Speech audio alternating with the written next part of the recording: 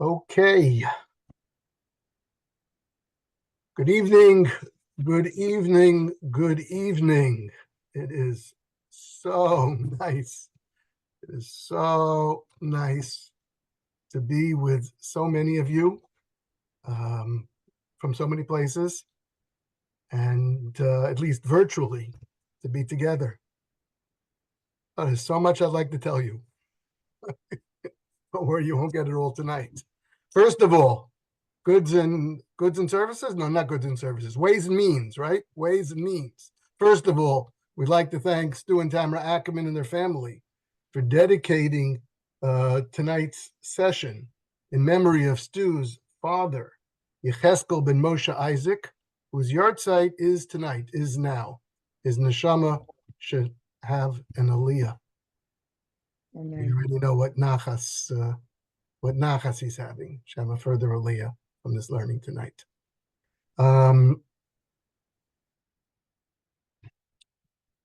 This is our first, before I start, I also wanted to mention that one of the exciting things for me this past year, it's been a year of transition, it's still a year of transition, but one of the great things that I've been enjoying, and Sheva also, is that I've spent more time with more of you in so many different venues over this past year. Really, really quality time. And it's been wonderful. It's been great. We've been putting together groups wherever we can in different areas where the exiled center alumni have congregated and have been. Baruch Hashem, thank God I've been able to make myself available, even one-on-one for more than ever before. And we're loving it, my wife and I. So I'm just throwing it out there. This is our first Zoom session in a while, but I'd love to hear from you. You think if you put it on the personal chat to me here, I'll be able to see it tomorrow. Otherwise, maybe even better to text me or email or reply. If there is a group of you that are interested in a monthly Zoom and a weekly Zoom, one of the things that we've been thinking about is different groups. There are people that have been asking for life's issue. There are people maybe putting together a group for parents of struggling children. The titles could go on and on. But so if there is a topic that I don't want to take the answer right now, but I got that's just a yes, maybe. But if there's interest, let me know, the frequency. Some people after COVID were Zoomed out. But if we can use Zoom to bridge the different locales and geographies or getting together, let me know if you'd be interested periodically, monthly, weekly, and if there are particular topics that you're interested in. Shev and I would love to hear from you. Wow. Let's talk about Rosh Hashana. Boy, do we need a new year. Huh?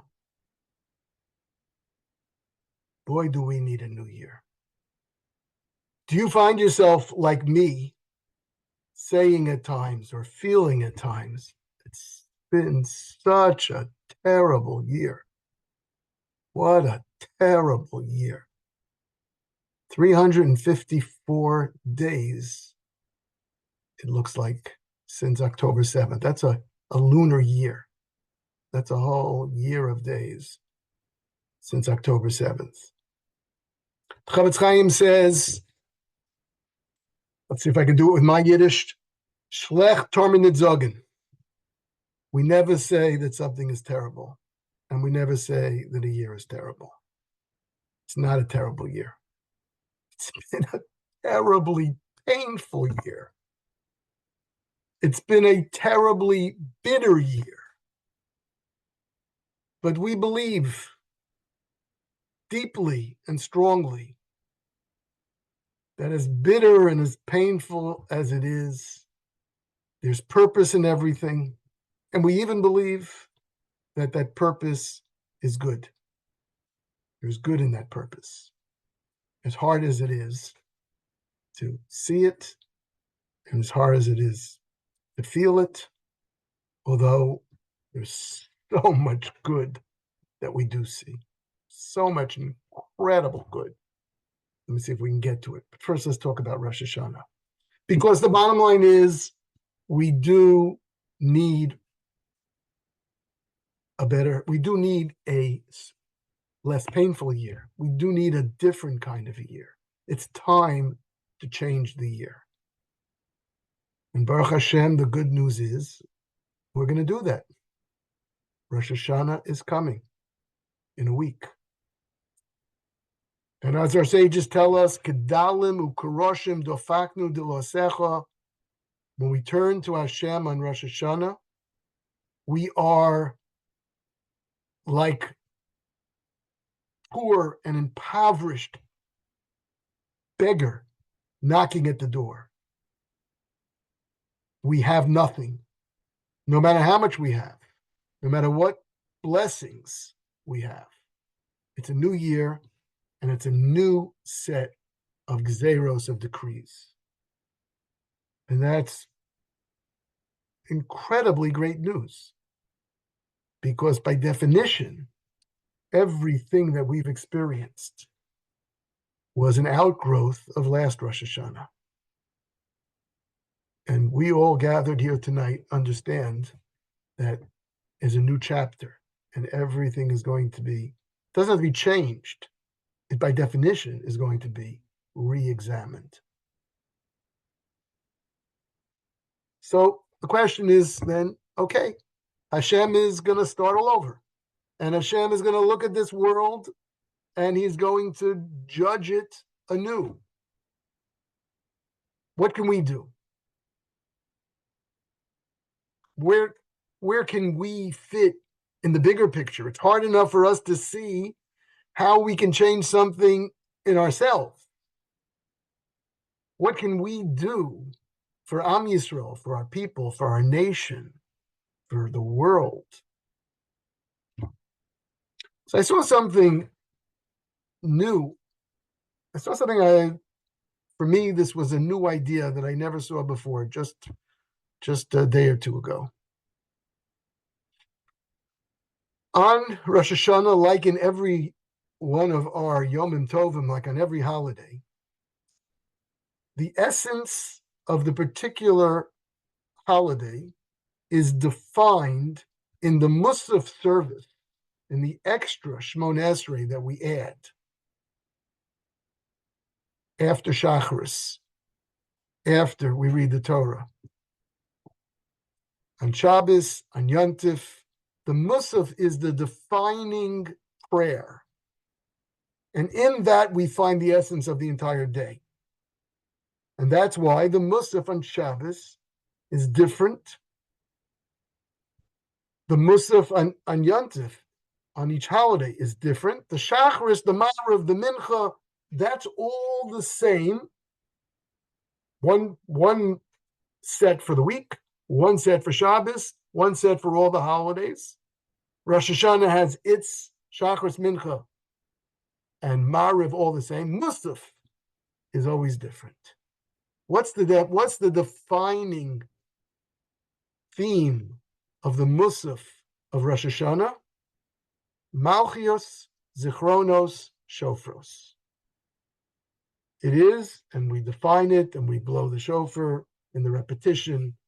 For each section, we have first kingship, 10 verses of sovereignty and kingship, 10 verses of Zichronos, remembrances, and then of shofar. So I always thought, and there are opinions certainly that learn that, I always thought that Zichronos, in that middle section on Rosh Hashanah, we recount all the different times, so many different times in the past throughout history that Hashem has remembered us. And I always thought that we were looking to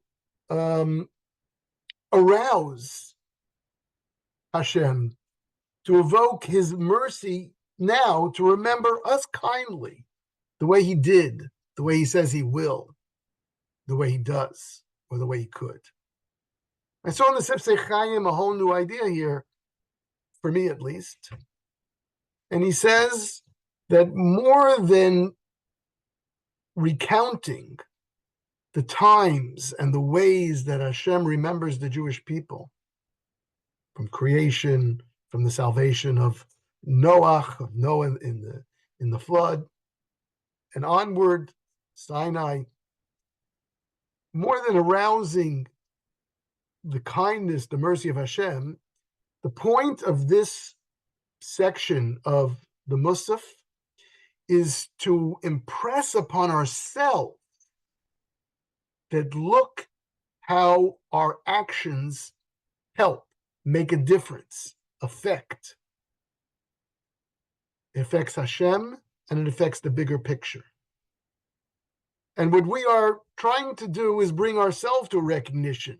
After we come to an understanding in Malchias of Hashem as the King of the world, the next step is for us to recognize that we have a role to play. And our actions, our prayers and our actions can make a difference. And with that, we focus that and we bring that to bear with the shofar. I think that this has to be one of the great lessons of this past year. And if I am repeating some things that some of us have discussed in our different sessions since October 7th, and if I am repeating some ideas and concepts that probably all of us have heard, especially since October 7th, I am pulling out these ideas because I think it's critical that we revisit, reawaken our feelings towards these certain ideas and then channel them towards Rosh Hashana. Hashem has been so many messages have not just been beaming from the heavens. He's been shouting, he's been taking us by the lapels and shaking us.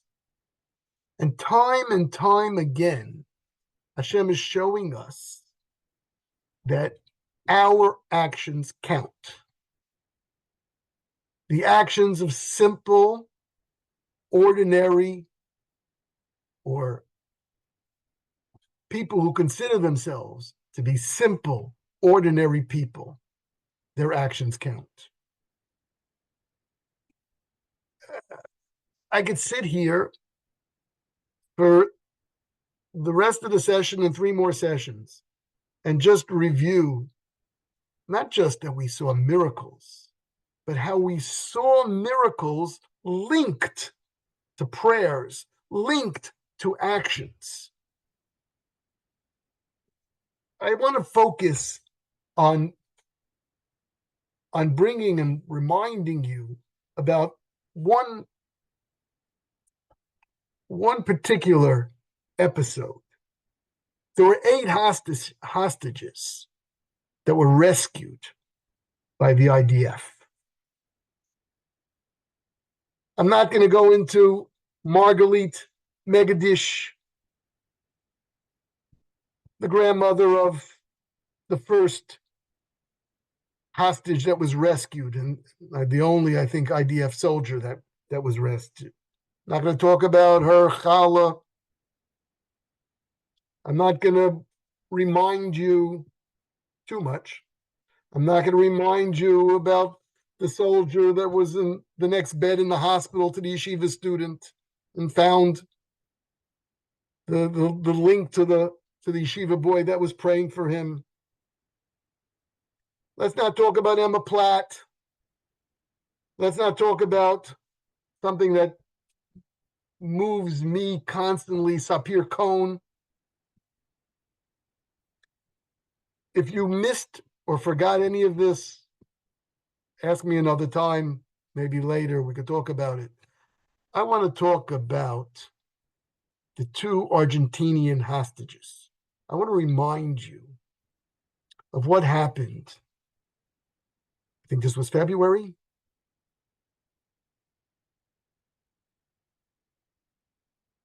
You know what? 2-minute clip. Let me share it with you. And I'm sure many of you heard this. But let me remind you of this 2-minute clip that was put online by a religious woman in Kew Garden Hills. A story regarding the two hostages that Israel was able to rescue tonight. You hear her? Weeks ago, Shabbos in Israel with 3 hostage women that were released on the second to last day of the exchange. One name is Clara. She's a 64-year-old woman who was married to Louise. Louise is currently, there's one of the people still held hostage. She was not a firm woman, never even lit Shabbos candles in her life. She was abducted along with her brother, her husband, her sister, and her daughter, who were released with her on the same day. Louis's 3 daughters were at this meal as well, and I got to intimately know this family, and they were incredible, incredible people. 0 affiliation to Yiddishkeit. Clara never lit Shabbos candles, as I mentioned, and this Shabbos that she spent with us was the very first time she's done it in 64 years. And she said for the very first time, she felt a hug from above, something she cannot really articulate or explain, but she felt at that very moment that everything was going to be okay. So she vowed from that moment on to hold on to that feeling and light Shabbos candles every week moving forward until Louis is released. She lit candles 3 weeks in a row. Should I say 3 weeks? Yeah, 3 or 4 weeks in a row. And Baruch Hashem, Louis and Fernando, her brother, are right now in Shiva Hospital, and they're on their way to go meet with them. The story goes beyond that. Louis' 3 daughters, who also had 0 affiliation with Yiddishkeit, had a very, very hard time understanding and accepting. I've come across so many people like myself, from women, from men, who just gave them so much love and warmth and hope and understanding that they're not in this alone. And they really, really, really were so, they had a whole different level of love, for not just Am Yisrael, but for the Frum Welt, because they saw us in a very different light. And who knows if that period of time, of all that torment that they went through and all the Avos Chinam that they were able to see, didn't change their lives forever. Tonight, they got to reap those benefits. Their father and their uncle are coming home. I just wanted to share that with you. I'm so emotional over here today. I called them and verified the story. They're on their way to Sheba Hospital. They're already there. Louis and Fernando are there. Their wife, daughter, sisters, they're all on their way. I just thought to share that with you. This is not an unusual story. It's not the only story. There are backstories about, some of you may have seen clips that went viral from other members of that family and their interactions with the religious community, and they're beginning to light candles that she talks about. And perhaps you saw that President Javier Milei, Argentina, elects an incredible president, a president that wants to convert to Judaism.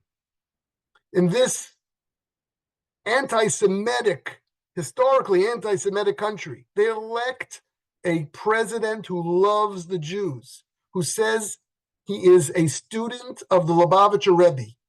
He has a Lubavitcher Rov that is his mentor, that is his advisor. And he comes to Israel.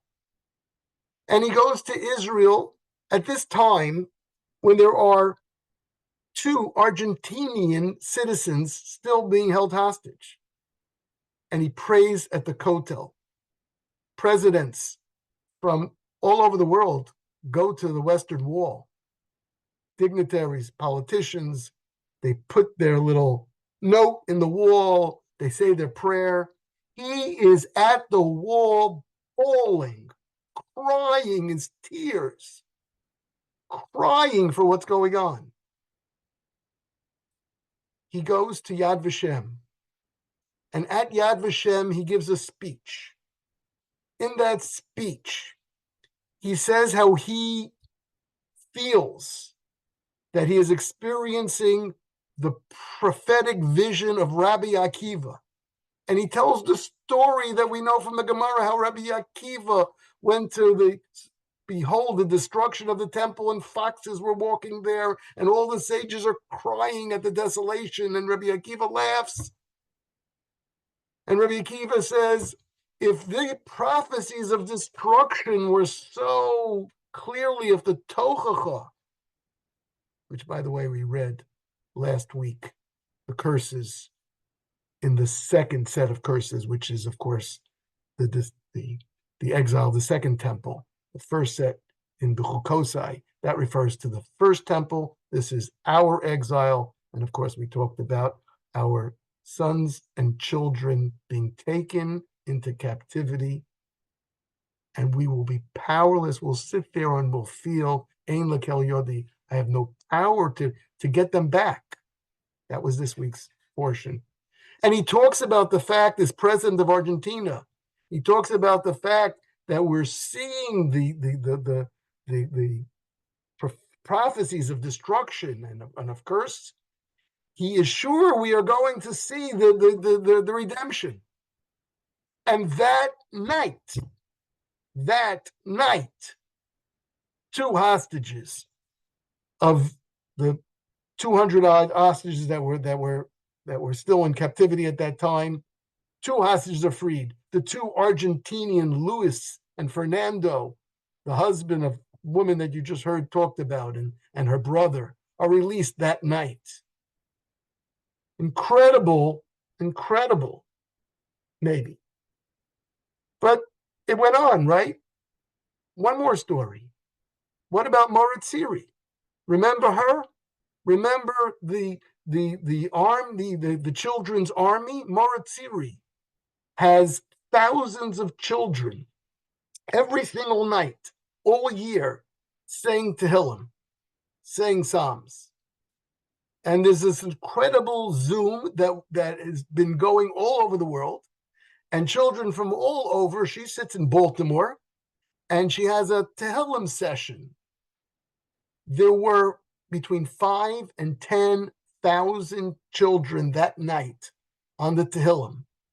And she had a guest, a paratrooper, an Israeli IDF paratrooper named Noam, forget his last name. And Noam is playing the guitar, and Noam is singing Am Yisrael Chai with some 5,000 or 10,000 children on Zoom.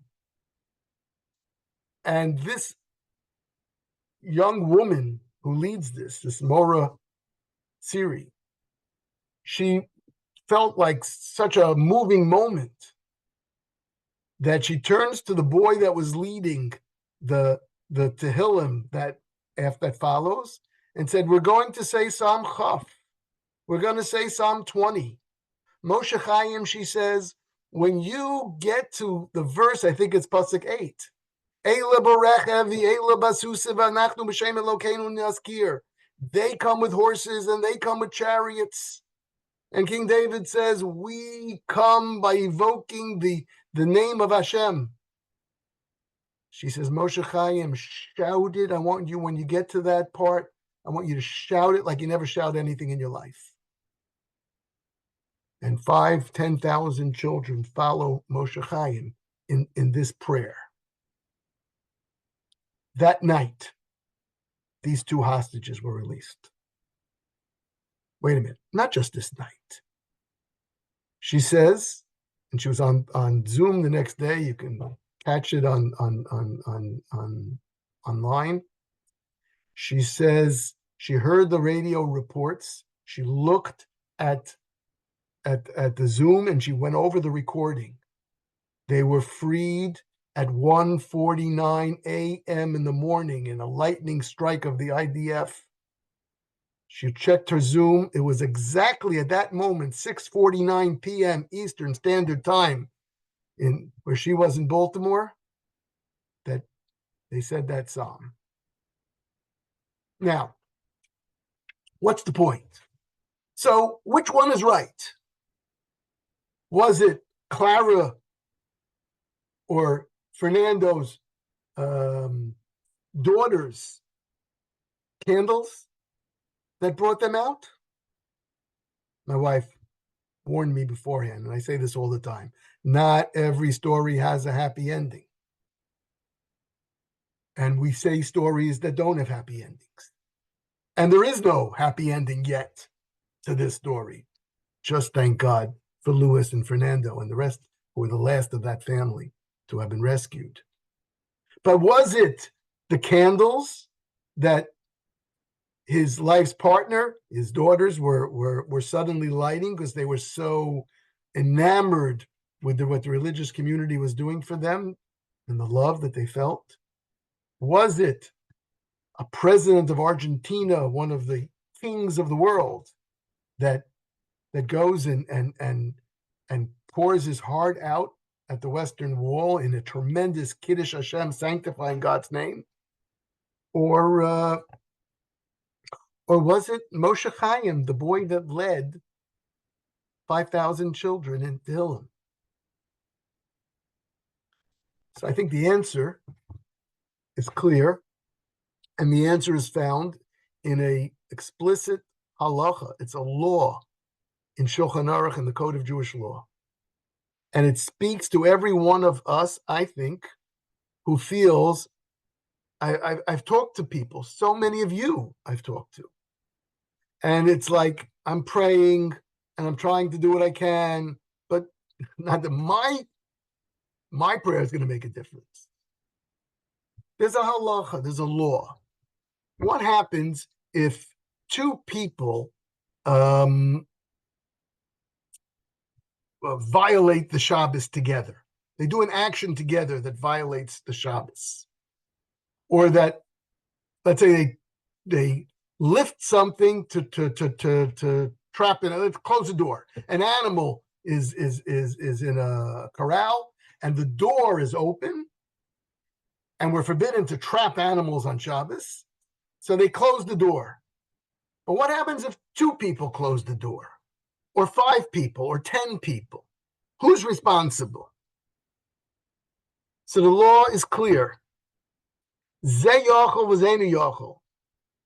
If one person there is strong enough to do it himself and nobody else can do it himself, so that person really did it. And then we could say that the other people's actions maybe were not consequential because the strong guy who could do it himself was doing it anyway. So what did I add? But what happens if 2 people close a door and neither one can do it by themselves? 10 people close the door, but neither one can do it themselves. But now 10 people close that door. Every single one of them has violated the Shabbos. The Torah views every single one of them has closed it. Somebody closed the door. 10 people closed the door. 1,000 people closed the door.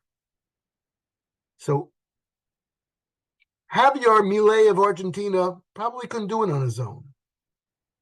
Clara's candles maybe couldn't do it on its own. These children maybe couldn't do it on its own.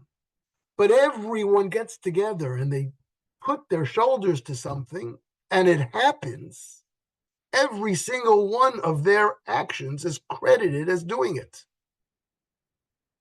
I was talking to someone who's on this Zoom now, and they told me something so beautiful. Don't worry, I know you don't want me to mention your name. They told me that they were praying. They took like so many of us. They took the name of a particular hostage and they were praying for that hostage. And every week they try to pray for that hostage. And one Friday night, she says in particular, she was by her candles and she was praying for her hostage. Who was her hostage? Her hostage was Noah Argamani. And that week, she said, how beautiful it was that when they rescued those four together, 3 men and a woman, it was no Argamani. My hostage, she tells me. The one I was praying for. Of course, my prayer didn't do it, she says. And I said, no, no, look how Hashem hugged you. Your prayers did it. 1,000, 10,000 other people's prayers did it. But you all did it together. And you had the beautiful gift that God gave you. Every prayer counts. But you were putting your shoulder against the door to open the door to Noah Argamani. And you have part of that credit. So this is the chronos. This, first of all, is what the sages are asking us on Rosh Hashanah to remember and to focus on. But it's not just what's your time?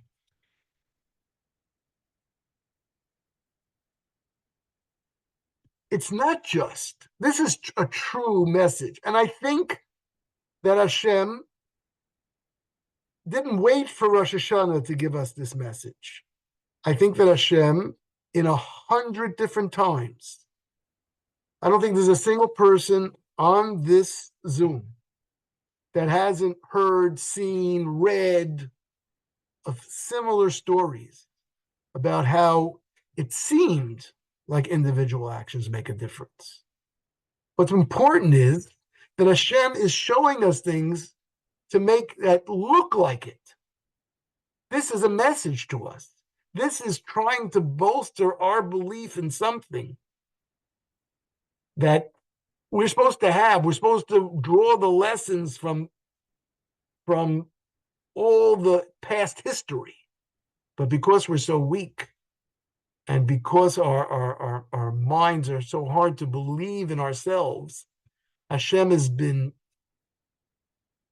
knocking us again and again and again. Look what you could do. But this is true all year. But what about now? It's Rosh Hashanah.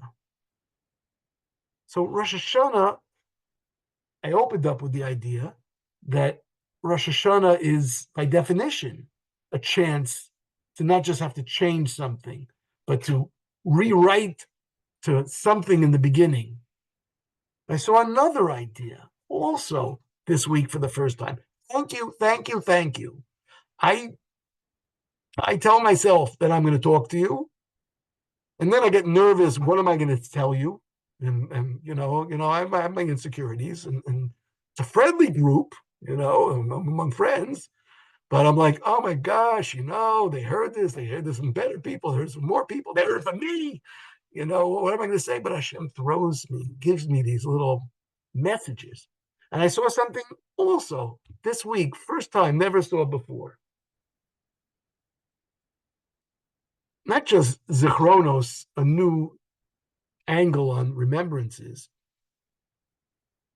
but in the very first halacha, the very first law in Shulchan Aruch, Aleph, the compendium of all Jewish law that, as we know it, starts in Aruch Hayim, Aleph. The first Ramah tells us, know this, Shvisi Hashem lenegdi samid. David HaMelech in Tehillim, he quotes, and he says, we have to see ourselves as if we are right before Hashem, that Hashem is here with us. We have to see it as if it's true, because it is true. Why is it important? Before he tells us any of the mitzvahs and any of the laws and any of the halachas that we have to do, the Ramah says, understand that whatever we do, it's right in the presence of Hashem. And the reason why this is important, he says, is because a person acts differently when he's in his own house, or at least when the Zoom is turned off, or I turn my camera off. But in my own house, when no camera is on me, I don't act necessarily the same way I act as if I was sitting in front of a great king. When a person is in front of a great king, he talks differently, he acts differently, he straightens up his tie, So the simple interpretation of what the Ramah is saying is that if Hashem is watching, so we're humbled more, we're fearful more. I saw from the Sifsei Chaim, Reb Chaim Friedlander, he brings down, he says a whole different idea. He says, what King David is telling us is that when you are in front of a great, powerful king, you're going to act differently. You're going to talk differently. Why? Because you have an ability to suddenly do something now. Your action could be so much more powerful. You have the king's ear. You're in the presence of the king, and you can tell him something. You can do something. The king is someone who has all of this control and all of this ability to effectuate change. And I'm there with him. He's right here now, watching and listening. Shavisi Hashem Lenegdi Summit. Understand that when I talk, Hashem is listening. When I do something, Hashem is watching. Understand, therefore, that we have entree. We have an ability to do something by a power broker. Most people in the world, they never go within a mile of a true power broker. And therefore, you and I could talk, and we could talk about who should be elected, who shouldn't be elected, and we could talk about what policy they should have, what policy they shouldn't have, but what does it mean? Because you're talking to me, and I'm talking to you, and nobody is interested in what we have to say. But when I talk to Hashem, I talk to a great king, I have an incredible power. So this is Rosh Hashanah. This is true all year. But this is true in Rosh Hashanah on steroids. What we have to understand is that Hashem is having a new judgment. And Hashem is going to issue a new proclamation for the coming year. And Hashem wants us to weigh in. You, the thumbnails are small on my screen. And me. He wants us all to weigh in. Our actions count. And on Rosh Hashanah, our actions count geometrically more, infinitely more. My wife is away, but she sent me a clip about an hour, 2-3 hours ago. I think she did it because she knew that I'm going on to Zoom tonight. She sent me something. My first reaction was, I saw this before. As a matter of fact, I spoke about this for her. I told this story over a few years ago. But before I discounted like my wife, like I all too often do and shouldn't, I suddenly, realized that she's speaking to this point. She sent me something. Now, she just got it. So I get worried that if she just obviously got this from somewhere up in cyberspace, that some of you, many of you, I don't know, you may have gotten it also. But somewhere out there, she somehow accessed today Usher Sinclair, cannot rival his accent, but we hired someone in the center with a South African accent, by the way, a new Kirov couple that joined us. We finally got an accent from the Empire. And oh my gosh, I have no time to tell you about the 205 people that joined us last Friday night, more than half not religious, for an evening of Shabbat for the hostages. But anyway, I'm in the middle of a Zoom talk, so back on subject. So she sent me Usher Sinclair, said over the story. Please, I hope some of you remember, because I must have told it to some of you before, probably Rosh Hashana time. The story of Beryl Gardner. Beryl Gardner, this is also online. You can access it, and you probably have already. Beryl Gardner was a little boy that was saved from Nazi Germany in a kinder transport. You remember the story? And Beryl Gardner was in an orphanage in England.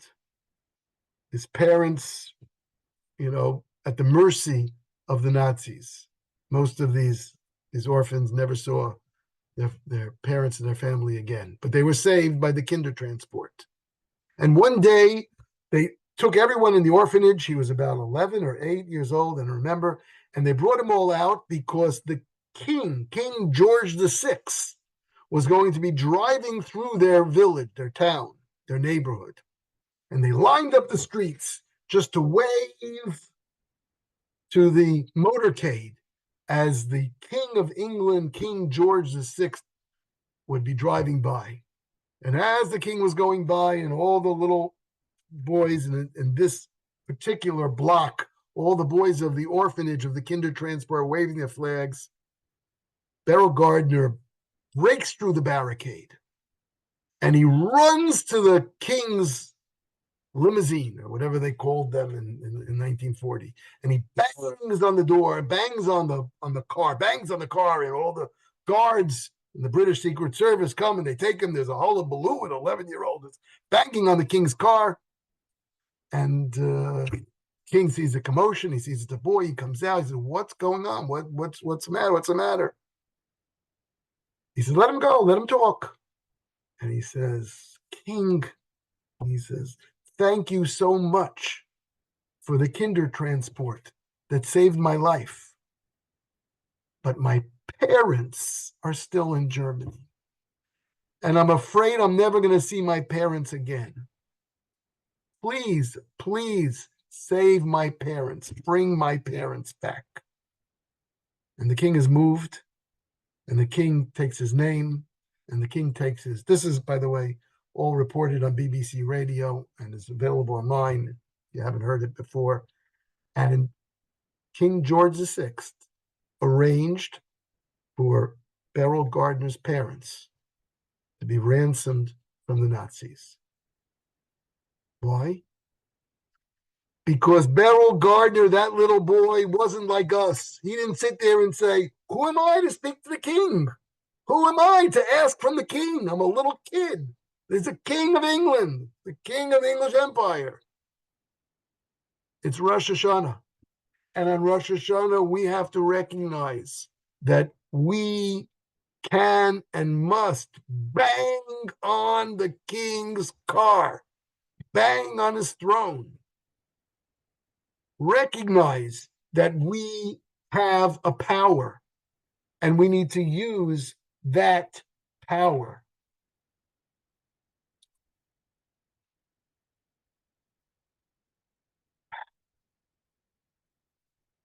How do we use that power? How do we use that power? How do we increase the power? Let me share with you a Zohar. It's a fascinating Zohar. Where is it? Where is it? Don't worry, I'm not going to read it inside. The Zohar brings down a fascinating dialogue between God and Noah. Noah goes out of the ark. The flood is over, the waters recede, and Noah leaves the ark, and he sees a world destroyed, and he breaks down and cries. And he cries. And he says, "God, you are the Kel Rachum V'Chanon. You are the infinite merciful one. God, how could you destroy this world?" And the Zohar says, what did God answer him? God said, "Raya Shatya." The Zohar says it. I'm afraid to even translate it. stupid shepherd, foolish shepherd. Now you cry. Now you ask me? Where were you? Where were these tears when I told you there's going to be a flood? When I told you that you're the only one that's going to be saved? When I told you build an ark? An entire year you were in that ark. Where were the tears? Noah was a tzaddik. He was a righteous person. Don't let anybody tell you differently. Noah did what he could, but there was a level of tears, a level of crying that happened when he got out and saw a destroyed world. But what do you mean? What did he think was going on? He's in the ark for a year. The waters are raging. It's all over. He left the whole world behind him. He knows that he's riding a deluge of flood. Answer, obviously. He knew it 100%. He spent 120 years building the ark because he knew it was coming. He was in the ark for a year. He knew it was there. But when you get out of the ark, and you see the destruction, that moves you to a whole different level. And that brought him to a new level of tears. This is where we are, friends. We have seen and are seeing the destruction. This is, as I said to a number of you right after October 7th, Moshe, the Torah tells us, Vayetze el Ochiv Vayar b'Sivlosam. Moshe left the palace, went to look at his brothers, saw their suffering. Why do you have to leave the palace? He probably knew more about what was going outside and around than in the palace than when he took a few block walk out of the palace. What does it mean? He went out. And Rashi says, as we know it very familiarly, that he worked on his heart to feel it. You have to work on your heart to feel the Holocaust, to feel what was going on in Egypt. The answer is just like we see by Noah, that seeing, sometimes we talked about this, some of us, sometimes you can see too much and there's trauma and it needs to be calibrated. But we have to recognize the fact that as we go into Rosh Hashana, Hashem has shown us something. We are now Noah post the flood. We have seen the evil. We have seen the pain and the suffering, and we're seeing the trauma, the pain, the suffering, the destruction. 354 days, and they're still in those horrific tunnels. When we go into Rosh Hashana, we have to recognize three things that I want to mention tonight. Number one, we have to recognize that we have a role to play. We have an ability to do something. Forget about ourselves. For Am Yisrael, for our people, each and every one of us could take our shoulders and push together to open that gate of rachamim, of mercy that Hashem wants open. He just wants us to open it, and we can open it together. Our actions, our words, our thoughts, our prayers, they count. On Rosh Hashana, they're going to count even more. We have to use, to whatever extent we can. I remember after 9/11, I remember being in the hotel. Many of you were with us there in the Ramada in Edison. I remember, a plane flying over the hotel in the middle of davening, and how we all shuddered, and how our emotions were raw because we saw something. And I remember how for many years afterwards, I would take pictures of 9/11 and have it in my machzer and take it with me because memories fade. We have to use what we've seen and what we're seeing and use it to get to another level. And the last step that I want to say is it's not just about prayer, although prayer is incredibly effective, super effective, to the point that God sometimes has to squash our prayers from coming out because it'll stop him from doing what he knows he has to do. But he gave prayer the ability to bend his will. But it's not just prayer. I'd like to remind especially those of us that we've discussed this, and everyone recognizes. But I talked with some of you about how not every sorrow, not every tragedy has the same message. It's not like there's a tragedy, so we all got to pray. There's a tragedy, we all got to do what we can do. But there are specific messages. And we spoke about how the 6-Day War was one type of a message. And the Yom Kippur War, the sages tell us, who lived then, was a different message. But it's similar to this message. We're in Yom Kippur. Reb Chaim Friedlander discusses, and many others, how Hashem specifically brought about a failure of intelligence. We were surprised with the Yom Kippur War. We were surprised in a way that we never thought possible. We relied upon people, individuals, intelligence to an extent that was misplaced trust and bitachon, and Hashem showed us. But he took that this time, and Hashem showed us.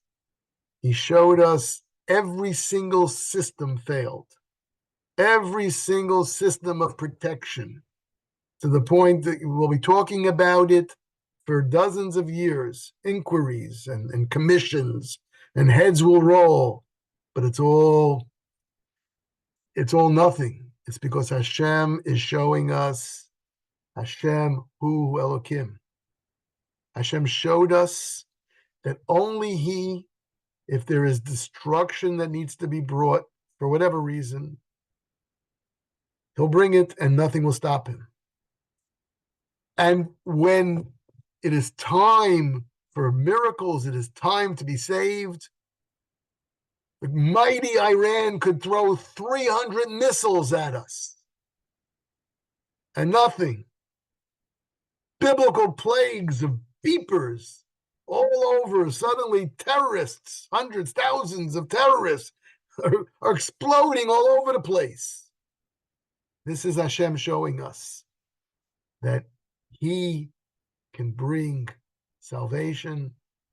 He can bring destruction. He is the source. And this is Rosh Hashana.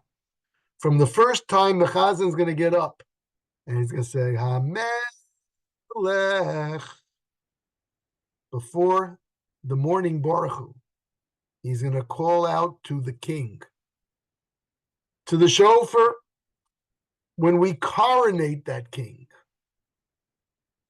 through the bowings on Rosh Hashanah, when we prostrate ourselves to Hashem, physically, emotionally, psychologically, to the end of Yom Kippur, 7 times, Hashem Hu Elokim, Hashem Hu Elokim. This is what Hashem, the whole year, is showing us. Ein od milvado. There's nobody. There's no force. There's no force of protection. There's no force of salvation outside of Hashem. And Hashem could allow horrific things. But at the same time, he's showing us love and his ability to bring us salvation. What does he want from us? More than anything else, just that recognition. What Rosh Hashanah through Yom Kippur we are focusing on, Hashem Hu Elokim, Hashem Melech, Hashem Molach, Hashem Yimloch. God was, is, and will be king. That's the message of the last 354 days, is it not? Is there a single one of us that has not been saying since then, Hashem is showing himself? The world, he's running the world, he's shaking the world, he's moving the world. This is the purpose of Rosh Hashanah, and this is the purpose, the Ramban Nachmanides says, the purpose of all the mitzvahs in the Torah. All the mitzvahs of the Torah, says Ramban, has one purpose: to bring us to the emunah, to display our emunah, our recognition that Hashem is our creator, Hashem is the master of the world. This is what we have seen, and we know, and we believe. But we have to take the vivid messages of the past year, and we have to bring them to mind so that we can bring it into our hearts. And we have to do it with a belief and a fervor that you and I, and just a little bit more kavana, a little bit more intention,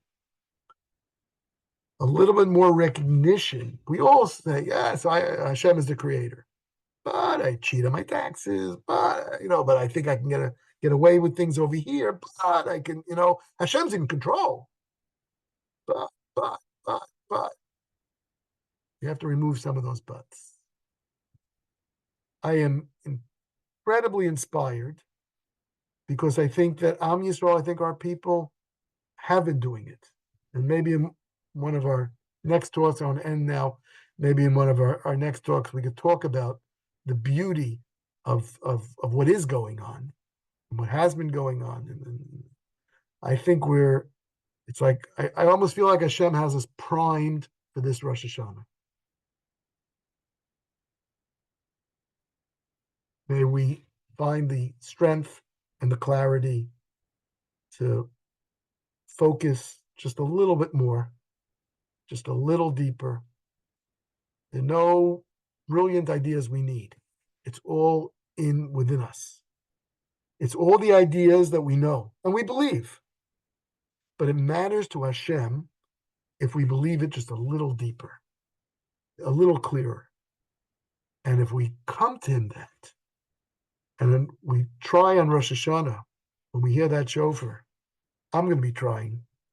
I'm going to be trying to put some degree of clarity. I hope that in the last year, I received a little bit more clarity.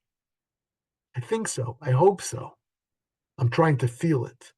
I'm trying to imbibe it. And in Rosh Hashanah, I'm going to try to declare it, think about it, apply it. I'm going to end and I'll try to open up a little bit for anybody who wants questions and comments, and I want people to be able to leave. I want to thank you for joining me. I want to thank you so much for giving me the opportunity to make Hashem give me something to talk. I hope you found something here that you can take a takeaway. But you know what? Even if not, just putting this all together has been meaningful to me. So, and I can make a difference. So thank you for joining. Thank you for listening. Let's end with a bracha. May we, I don't want to make a bracha what Hashem should do. First, I want to say, my bracha is that you and I, all of us, should be zocha, should merit to have even the tiniest piece, to be one of those, I don't care how many people, pushing the doors of heaven. And when those doors open and open wide, yes, may Hashem bring nothing less than the end of all suffering and the ingathering of the exiles and the return to Jerusalem. May he do it, and may we be able to feel that we were there. When they, like when they're in World War II, they say, "Daddy, where were you in World War II?" Right? Maybe some of you are too young for that, but that's my generation. "Daddy, what did you do?" And my father was able to answer, "I was in the infantry in the Battle of the Bulge." He was a foot soldier, but he was part of the push.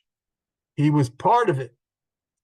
May we be zoch, may merit to be a part of not a better year, a sweeter year, an infinitely more pleasant year to come. Shana Tova.